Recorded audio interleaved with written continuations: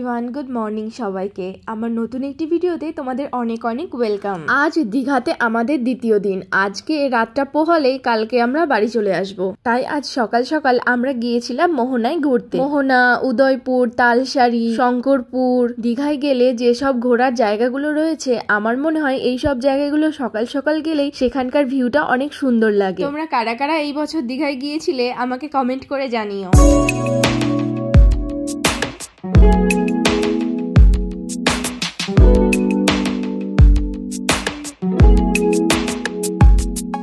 আমরা সকাল সকাল বেরিয়েছিলাম আর ওখানটায় গিয়ে দেখি বেশ অনেকটাই ভিড় হয়ে গেছে। আর ওখানে দেখার মতো বলতে শুধু এই রাস্তাটুকুই ছিল, এই যে লম্বা একটা বিচের উপর দিয়ে রাস্তাটা, এইটা। আর তাছাড়া বাদবাকি যেটা ছিল এই যে সমুদ্রের বালিয়ারি, এরকমই দূর দূরান্ত পর্যন্ত এরকম শুধু বালি আর সমুদ্র। কিন্তু আমরা যার সাথে কথা বলে গিয়েছিলাম উনি বলেছিলেন ওখানে নাকি আরো মাছের দোকান বসে, অনেক ট্রলার আসে, এই রকম অনেক কিছু।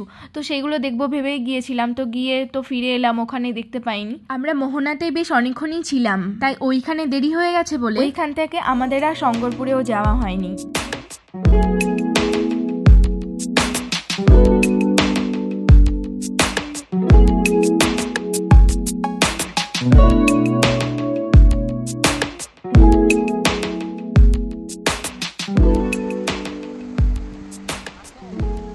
আমরা মোহনা থেকে ডিম টোস্ট খেয়ে এসেছিলাম সমুদ্রের পাড়ে বসে। তারপর তো রুমে এসে ড্রেস চেঞ্জ করে আমরা এসেছিলাম সমুদ্রে নামার জন্য। সমুদ্রে বেশ অনেকক্ষণ মজা করেছি, অনেকক্ষণ আমরা দুপুরবেলায় ছিলাম, সমুদ্রের ঢেউ নিয়েছি। তারপর আমরা আবার রুমে গেছিলাম, রুমে গিয়ে ফ্রেশ হয়ে একটু রেস্ট নিয়েছি। তারপর বিকেলে বেরিয়েছিলাম একটু অমরাবতী পার্কে যাব বলে। ওইখান থেকে যাওয়ার প্ল্যান ছিল ওল্ড দীঘাতে। অমরাবতী পার্কটা এমন একটা জায়গা বাচ্চারা গেলে খুব আনন্দ পাবে, আর আমরাও তো বেশ অনেকক্ষণ ছিলাম। দোলনা, রাইড, বোট, আরো অনেক কিছু মিলিয়ে জায়গাটা বেশ অনেক সুন্দর।